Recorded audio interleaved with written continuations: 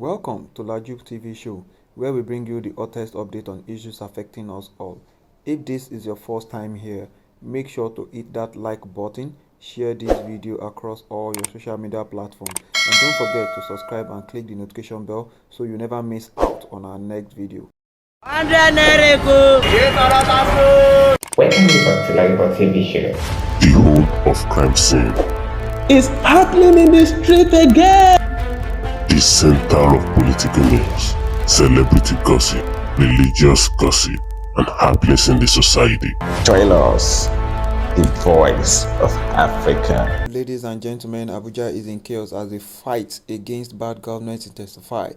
Since 7 a.m. today, protesters have flooded the street, demanding an end to economic hardship and a better future for Nigeria. This is not just a local protest, it is a nationwide movement with a 1 million man march scheduled for today. Despite heavy police presence and the sport of violence, the momentum remains strong. Protesters are calling for the reversal of fuel subsidy removal, a minimum wage increase to 250,000 naira, and an end to the government failures that have plagued our nation. The government is on a high alert with warnings against protests outside designated areas, but the people's resolve is unshaken. This is a pivotal moment in our history, and we continue to bring you updates as events unfold. Stay tuned and let's keep pushing for the change we all deserve.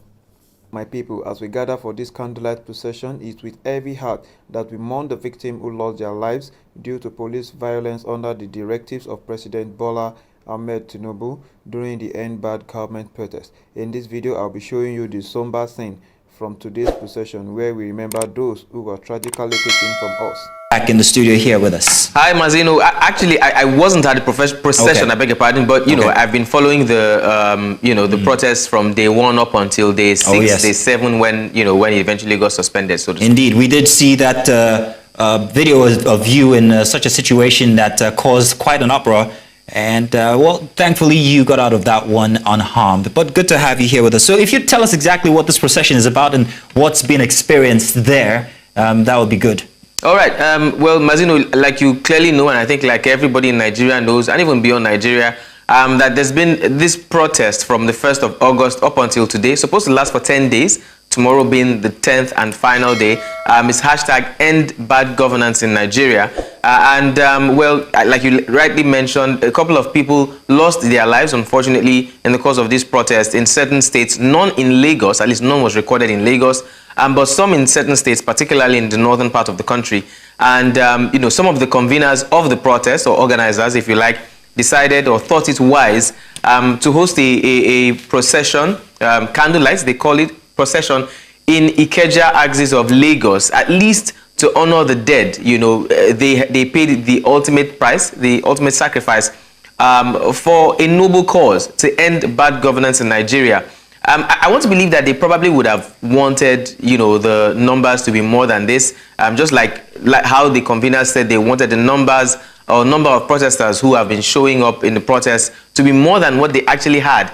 Unfortunately, for certain reasons in Lagos, those numbers did not increase. If anything, as the days went by, those numbers began to dwindle, and it's also showing in this procession that we're watching on screen right now. However, I think it's a noble gesture that they've done to come out and honor those who lost their lives in the struggle for bad governance across the country. And that's exactly what we're seeing. They've been working all the way in Ikeja, and they're going down to Alausa, the seat of government in the state, just to ensure that their voices are heard, to remember the fallen heroes, those who, as I said earlier, paid the ultimate sacrifice. Okay, then, Bernard, I'm being told that on location is Bettina, and she will be telling us exactly what's going on there. Bettina, good afternoon. Thank you for joining us. Exactly what is being experienced there as the procession moves all the way to Alausa? Do tell us, please. Maximum wage is what we want. We want students grant, not students loan. Yes, Bettina, if you can hear me, I'm asking what exactly is happening currently as the procession moves on to Alausa. Well, I'm hoping that she can hear us. Unfortunately, I don't think that she can. But Bernard, let me come back to you. Now, you talked about the dwindling numbers. What does that portend? I don't know if that's the best word to use, but we've seen the numbers dwindle from quite a mass, and then it got fewer and fewer, especially in places like Lagos. And now you're told about this procession and the number of people that were there. But what does this make of the efforts that have been put in by the many people that put their backs to this process since the 1st of August, and also those that have passed on because of the small pockets of violence that we experienced, especially in the north? Okay, Soweto, one of the conveners of the protest, has been on our show a couple of times, and I think the day after the president gave his speech, which was on Sunday, on Monday, or either that Sunday or Monday, Soweto, did speak about the numbers again, and unfortunately, you could actually tell from his facial expression that there's been a lot of disappointment when it came to the numbers or the number of people who appeared on the procession. It's looking like we have Bettina. Bernard, pardon me. I'm going to have to bring in Bettina. I think we fixed our communication. Bettina, good afternoon. Do tell us exactly what's happening on location at the procession, please.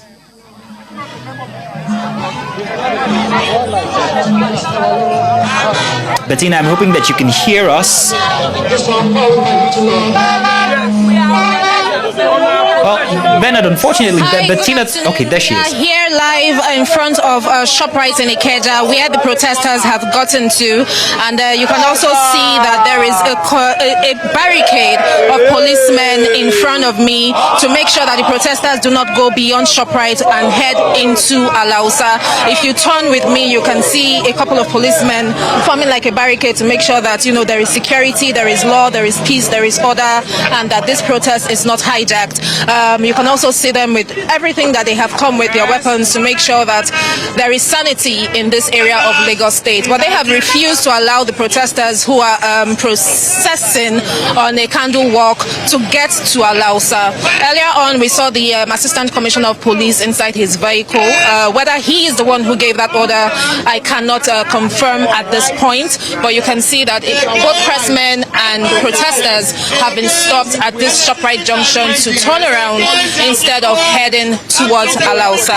Now, one of the organizers of the protest is speaking, so let us join him to see and hear what he has to say to the people of this great nation, Nigeria. Because of his criminal anti-poor economic policies. Those policies have turned all of us into paupers.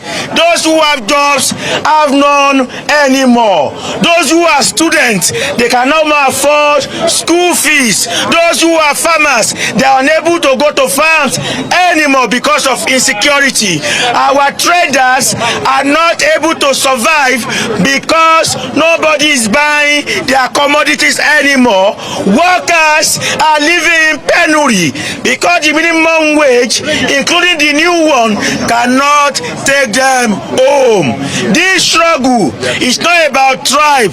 This struggle is not about religion. This struggle is for all of us who are united by a common condition of hunger and hardship. And the struggle is not taking place in Lagos alone. It is taking place across the entire country. Today is day 9 of this 10 days struggle.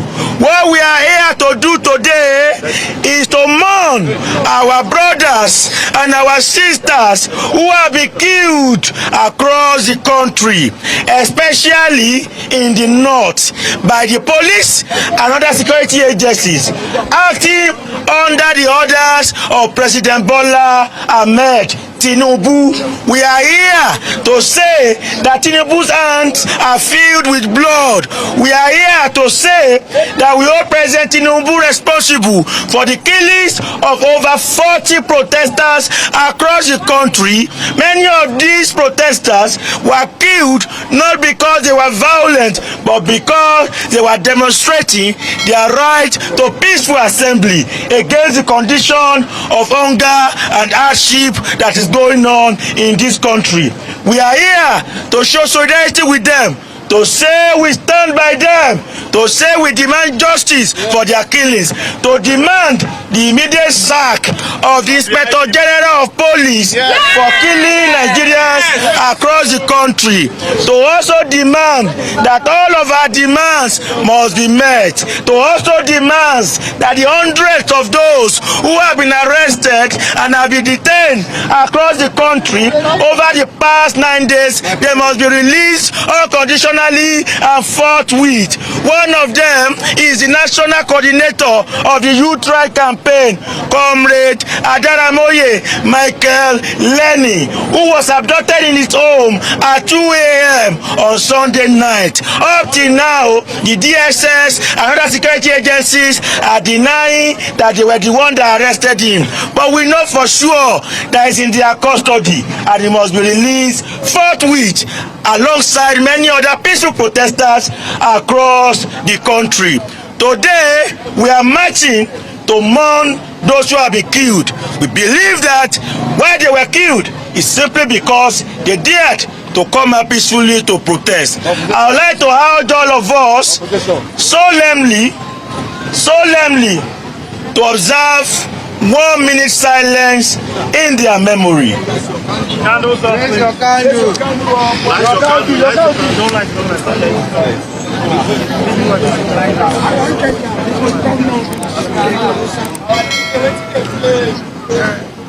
Oró ńlá lẹ̀ dá, oró ńlá lẹ̀ dá, oró ńlá lẹ̀ dá, oró ńlá lẹ̀ dá.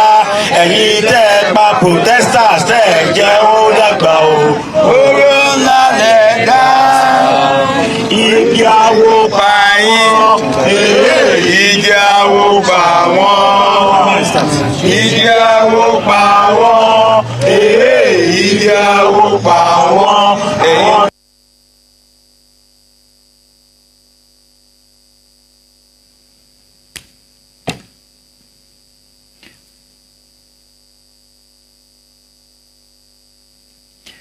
Okay, there we can see the procession as it goes on in Ikeja, as the procession leads or takes its walk all the way to Alausa. However, they have been cordoned off from Alausa itself. I still have Bernard, who has been following the protests since the 1st of August and on location. Bettina will be joining us shortly. We'll be asking her exactly what the state of things are. As we've just seen Bernard there holding a, 1 minute silence, unlit. The candles weren't lit. I could hear somebody in the background saying, don't light it. However, before we went to that, you were telling us exactly what the significance of the dwindling numbers might mean for the protests since the 1st of August.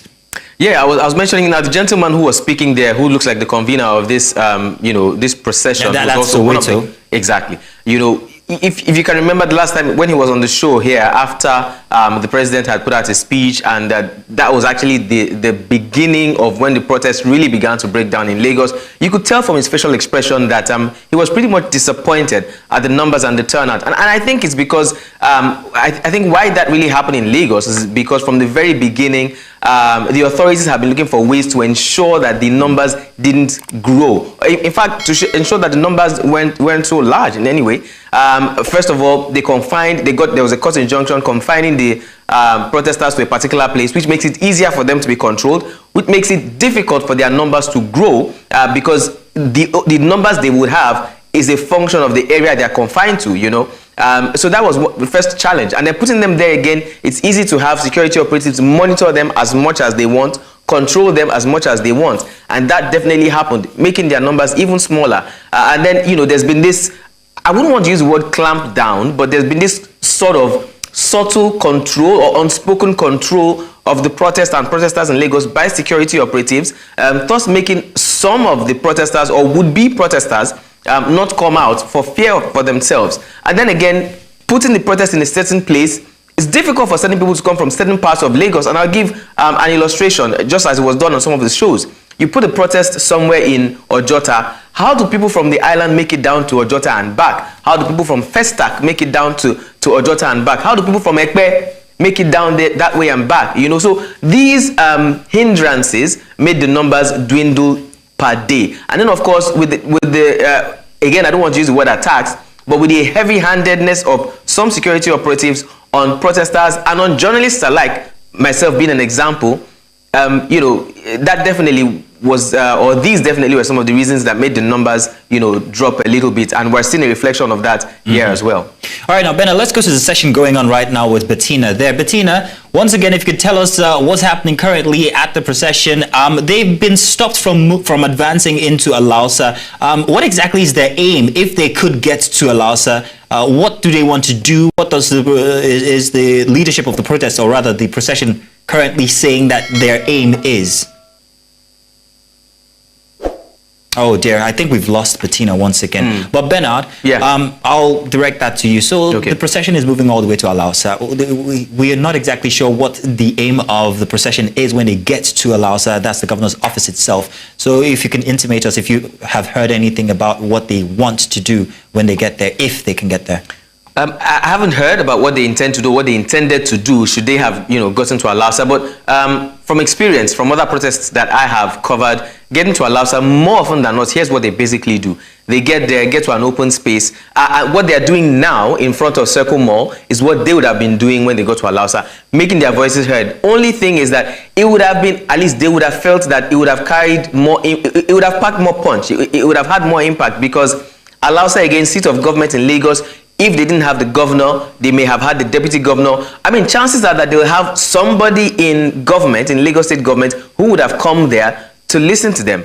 Basically, it's obvious that security operatives are stopping them from getting there just because they are probably preempting there may be some kind of trouble or some kind of violence, but not letting them get there. However, these are the same things that the protesters are talking about. You're not letting their voices be heard by those who should hear their voices. So stopping them halfway is just bringing back the issues that they're talking about. So it seems like a certain asphyxiation of the process, not letting it to breathe or grow. That, while that's credits to the security forces, they'll say that they've managed to hold it down here in Lagos. Then for the protesters, it's not exactly the best. But Bernard, thank you very much for bringing us the details from day one up until today. I bet we're going to perhaps maybe even see you tomorrow or next, telling us about this inside of Breakfast Extra. I'm holding you to that now. Thank you very much, Bernard. Thank you for having me.